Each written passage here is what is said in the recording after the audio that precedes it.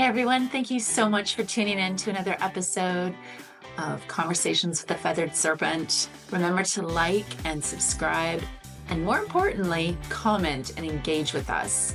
We are out to find those that our messages really resonate with and build our tribe. Remember, these conversations tend to flow into one another.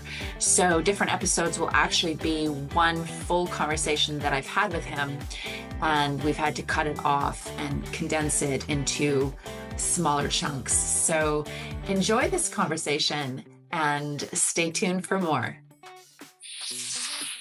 The wolf doesn't hunt from ego. Human hunts from ego, so at least we do now. So therefore we want the biggest buck, the one with the most vitality, and that's what we then smear onto ourselves and claim that we have that vitality. Well, that's not how nature hunts. Nature needs food. So a wolf needs food. It doesn't care if it's the biggest. What it cares about is that it gets food. So what do I mean by not egotistical? Well, so it will hunt the sick and the old. There's plenty of stories in First Nations and anybody else who studies wildlife where the predator is looking for the dysfunctional, not the functional. Right. There's a story of people who were shooting wolves as part of a government program, tracking this wolf pack from a helicopter, and they noticed that it came upon a bison herd in northern Manitoba, and the bison stampeded, and then one of the bull bisons broke off and led the wolf pack into the forest, and then went a few miles into the forest, found a pond, and the frozen over pond, and circled it and went back to the herd. And on that frozen pond was an old bison that had obviously chosen that place to lay down and die. Well, you would figure the wolves would just go right up and eat it, but they didn't. They laid down and waited for it to die and then ate it. They need the food, so they want the easiest path to the food, the one that's less risky. And so, as studies in Minnesota will prove, when the wolf pack was taken away, when the predator was taken away from the deer herd, initially the deer goes through a golden age of bounty and no predation, but that then creates a situation where the dysfunctional breed. And this comes into a concept of our whole inverted thinking of nature, because we've been programmed to look at nature as wrong, cruel, vicious, all this stuff, because we don't understand the truth of nature. We don't understand the truth of technology, in that all biology is in fact biotechnology. It allows the souls to interface with the material realm, or what we call the material realm, the denser part of the hologram anyway. And when you understand this, when you see things like natural events, you see them through a different set of eyes. So when in Minnesota they took the wolves away, the eventual outcome was the weakening of the deer herd. Too many diseased, retarded, old, dysfunctional deer were allowed to keep their design schematics into the group collective, and thereby weakened the actual biotechnology of the deer, meaning that the deer body got weaker, not stronger. So when you have predation from the point of view of a non-egotistical necessity, you have a healthy interplay between these two wills, where each one is contesting with the other, but in a non-egotistical way, which makes both stronger. You understand? Yes. So when you have ego in there, and when you have things from a non-need basis happen, that's when you get aberrations, such as, well, all the good deer were taken by the hunters. So then who's there to breed? And there was another story too, it's typical of the human inverted thinking process, where they were like, oh, these ravens, they saw this albino raven and they were trying to peck it to death. Isn't nature cruel? Well, no. Actually, when you understand, that'd be akin to you going to a car dealership and erroneously getting stuck in a lemon, choosing a lemon for a car, and you drive it off the car lot and it dies and it's not functional very well, or limping along kind of thing. And then all of a sudden the door's locked and you can't get out. Well, what would anybody compassionately understands that there's no death due to a spirit stuck in a dysfunctional body, is it would liberate that spirit and allow it to move on into a better functioning vehicle. Okay. And so those ravens picking on that albino raven weren't being mean or cruel or picking on it because it was different. They were picking on it because its vehicle was less than ideal.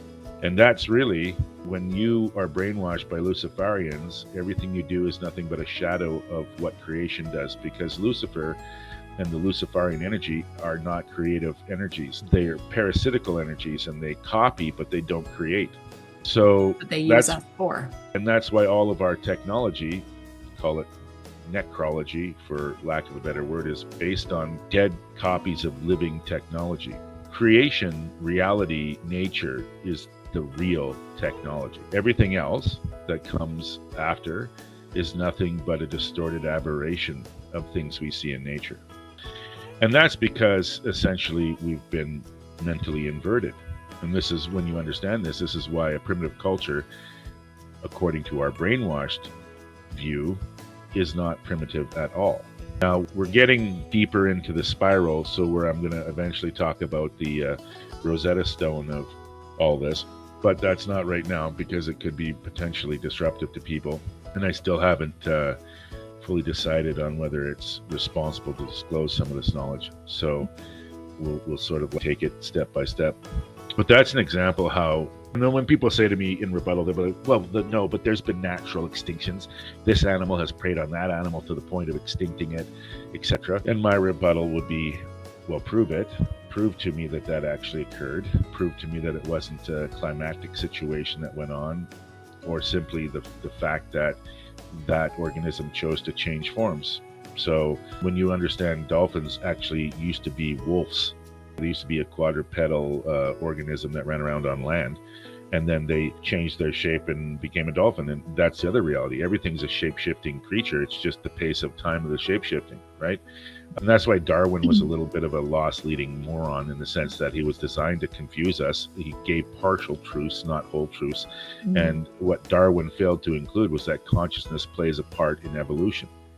Absolutely. Okay? And there's been some proven examples of this. There was a mammoth herd that was stuck on an Aleutian island, and in 200 years bred themselves to the size of small horses. Well, how is that even possible according to the precepts of evolution? It's not. This is why both creationists and evolutionists are both half right. And that's typical. There's a lot of half-truths out there. And the biggest thing people can arm themselves with is critical thinking and deductive reasoning skills. Right. Everybody should examine the totality of an object, the 360 degrees of the concept, the thought. There ideally is no area that you can't rotate around in your mental holodeck and consider. That's how you form a holistic viewpoint. So when people try to be dismissive and use character assassination and attacks, ad hominem attacks, and they say things like conspiracy theorists, well, you're discounting every police officer that ever existed, right? Did that occur to you? Because what do you think police officers do? Well, they deal with theories about conspiracies. Do you think any criminal ever comes up to a cop and says, this is exactly how I did it? No. Everything is a lie. Everything's a conspiracy. So when you're dealing with people who are intentionally deceiving you and intentionally obscuring the truth, you have to use critical thinking, deductive reasoning. That's why they call it being a detective, because you're using deductive reasoning to determine the occluded or hidden reality within a conspiracy. So all police officers are conspiracy theorists, and thank God they are, or there'd be a whole lot more murderers running around. So theorizing about intentional deceit is a skill set. It's something that should be cultivated by every person, because we no longer can be naive enough to trust the supposed authorities. Right. What has reality proven? That the people in these positions a lot of times are predators. Makes sense. Where do predators hide? Where they can ambush their prey. That's a natural thing you can observe just looking out your window. You see your cat crouched down by a bush, pretending to be that bush so the bird doesn't see him. And then he leaps out and eats that bird. Well, from the bird's point of view, that was entirely unfair. From the cat's point of view, that was great. Brilliant, right? So these predators, they tend to be your kindergarten teachers and your trusted priests and this and that. Why? Because that's where predators go to ambush you. So what should that bird have done to not be eaten by the cat? Be suspicious of everything that looks like a bush. You can't be naive. If you're naive, you're prey. Get eaten. Well, you get eaten. And that doesn't mean there's anything wrong. Now, perhaps you came here to get eaten. That's fine. Okay? Right. The point is just to enjoy your experience. Right. Would you share the experience? You had a student or an apprentice, and he had an addiction. I said to him at one point, because the deal was when I finished my shamanic apprentice phase with a shaman who's a Cowichan Valley shaman by the name of Blue Thunder, and he's part of a group of thunders all across Canada. So somebody asked me directly for help, and I said, well, you can live with me for a year, but you don't do any thinking. I do all the thinking. You just do the doing. He spent 6 months lying, cheating. He was a 10-year heroin addict, and finally became clean, but wasted the first 6 months of that year lying and cheating and stealing and using. Finally had an overdose, got clean, really committed, and it was fine. And after the year, I said, okay, see you later. And he's like, but I don't want to go. And I just said, well, look, you're still confused. That's why you're doing these things. So I think you need to go and decide what you want to be. And I said, your problem is that you're in a state of limbo. One part of your mind, your conscious mind, wants to be clean. Your other part of your mind wants to be an addict, and you're in a straitjacket. You're going nowhere. And I said, I'm not judging you. If you want to be an addict, why don't you just go and become the best addict that you can? Why don't you go and become a successful entrepreneur so you can afford this all? You can go live in Bali and have a bunch of people take care of you, inject yourself with gold needles, and run no risk of infection because you have a doctor on standby. You can probably do heroin until your 90s. Why are you such a low rent addict? Why are you just an addict that shoots up in the back alley? I'm not judging you, but if I was going to be an addict, that's how I'd roll. On the other hand, if you're going to be clean, why don't you just be clean? You need to unite yourself in one direction. And that is, in essence, what a lot of people are. They're divided, which is why they don't have experiences similar to united people, is that they're really not united in their consciousness. Part of this has been discussed in movies like The Matrix, because until you're woke up, that's not the same as woke, until you're awake from the dream, you can still be confused. And in this confused state, you are literally unaware that one part of your brain wants the exact opposite of the other part of your brain. So you go nowhere. And you're basically tied in a state of ineffectualness because you are not united. As part of the shamanic journey is, as the apprentice studies, they get to a point where they eventually do a battle with their ego demon. And Carlos Castaneda talks about killing it. I prefer this term. I prefer integrating with it. I think if you tell something you're going to kill it, it fights harder than if you tell it that you're going to integrate with it and it's going to become more than some of its parts. Right. So, but when you do that, you realize, when I had my first ego collapse, which wasn't on drugs or anything, it was due to meditative work and working inner work. I woke up the next day and had almost incomprehensible energy. And I realized just how much of our energy goes into creating this artifice called the ego to shield us from things we think are dangerous. And when you no longer put energy to that artificial construct shield, you have this enormous wellspring of energy. And most people never discover that because they're people divided. And you shouldn't have to think too hard to realize you divide and conquer, right? So who might be interested in having people divided and within themselves and their energy split up and going in multiple directions? Well, the people that want to engineer your life, okay? But here's a positive note to sort of end on. Winter always is defeated by spring. It is an unavoidable reality of the universe. And that is to say that the Luciferian forces are always defeated. Nothing can stand outside the will of creation or the creator. Nothing. Period. And the ultimate act of the betrayer is themselves to be betrayed. So what do you think the ultimate lesson is for the Luciferian group soul complex to learn? Is that your frozen winter wonderland is going to melt. There's nothing you can do about it. Which is why Luciferian occultists such as have been throughout the ages. I believe Steiner said, oh, we're working on a vaccine to try and cut people off from their higher selves. Well, you will fail, though. It doesn't work. And you can't cut people off from their higher self, which means you'll never really control the playing field down here, will you? I mean, when you really map out the geometry, if you look at the legend of Lucifer and the story, it's a box within a box, right? Here's the God box of creation, and then Lucifer goes and creates a separate box. So that's a sort of tesseract, right? But it's a box within a box, and people forget that all those boxes that are smaller than the original box are all controlled by the reality of the larger box. So really, how much supremacy can Lucifer have, or Satan, or whatever you want to call these forces, because they go by many names, but essentially they're the counterpoint to the universal positivity force. And for all the New Agers out there that think that duality is the problem, bang your head against the wall really hard, because that's not true. Without duality, you have no third dimensional existence. Have you ever looked at your heart? It's a duality. Okay, have you ever looked at the fucking planet? Duality, north-south. There needs to be a duality. There needs to be an interplay between forces to have motion. Without motion, there's no time, there's no space-time as we understand it.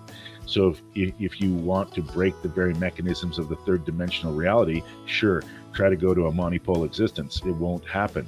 Your heart won't function as a pump if it only has one pole. That was a joke, but not really. And if you take away those two poles and you only have one, right, then it doesn't function as a pump. For it to function as a heart, it needs two poles. Negative. And they switch roles all the time.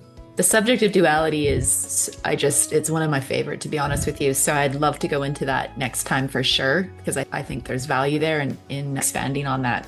A lot of the New Age world, by the way, was intentionally created by occultists. Even the word New Age was a creation of the intelligence agencies.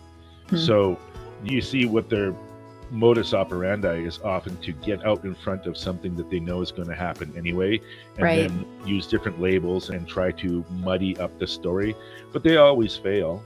Right. This is the thing, they always will fail. This planet has cycles. You can listen to Defy about it if you want. The ancient Vedic mystics knew this. This is why they had the Dwarma Yuga, the Kali Yuga. They're illustrating that Earth has phases of darkness and light. Well, why is this happening? Because we're going along the galactic elliptic like this, like a sine wave. And so there's times when we're below the galactic elliptic where the energy is subdued, dialed down, like winter, slowed down, literally cooled down. And so is consciousness. So all behavior gets more primitive. And if you don't want to experience that, you don't incarnate here during those times. Right. But a lot of souls do want to experience some cold, dark shit. So they incarnate here during those times. And those are times of some dark shit.